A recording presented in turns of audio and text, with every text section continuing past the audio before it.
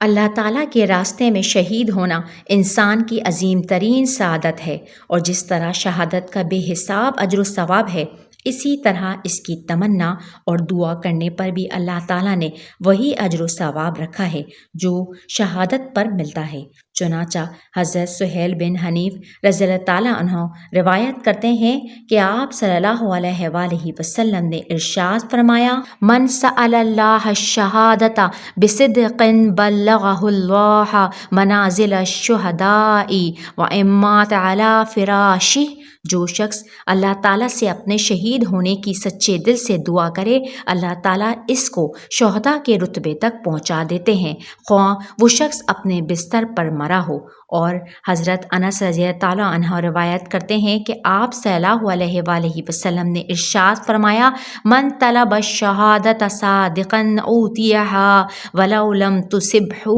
جو شخص سچے دل سے شہادت کا طلبگار ہو، اس کو شہادت دے دی جاتی ہے، خواہ بظاہر وہ اس کو نہ ملی ہو، یعنی وہ اپنے بستر پر مرے۔ حج اور جہاد بڑی عظیم عبادتیں ہیں، لیکن جو لوگ اپنی عدم استطاعت کی وجہ سے یہ عظیم عبادتیں خود انجام نہ دے سکیں، ان کے لیے بھی اللہ تعالیٰ نے ان عبادتوں کے ثواب میں حصہ دار بننے کا بہترین راستہ پیدا فرما دیا ہے، اور وہ یہ کہ جو شخص کسی مجاہد کو جہاد کی تیاری میں مدد دے یا کسی حاجی کے سفر حج کی تیاری میں مدد کرے، اللہ تعالیٰ اس کو بھی جہاد اور حج کے ثواب میں حصہ دار بنا دیتے ہیں۔ اسی طرح اگر کوئی شخص جہاد یا حج پر گیا ہوا ہے تو اس کے پیچھے اس کے گھر والوں کی خبر گیری، ان کی ضروریات پوری کر دینا، یہ بھی ایسا عمل ہے جس سے انسان جہاد یا حج کے ثواب میں حصہ دار ہو جاتا ہے۔ حضرت زید بن خالد رضی اللہ تعالیٰ عنہ روایت کرتے ہیں کہ آپ صلی اللہ علیہ وآلہ وسلم نے ارشاد فرمایا: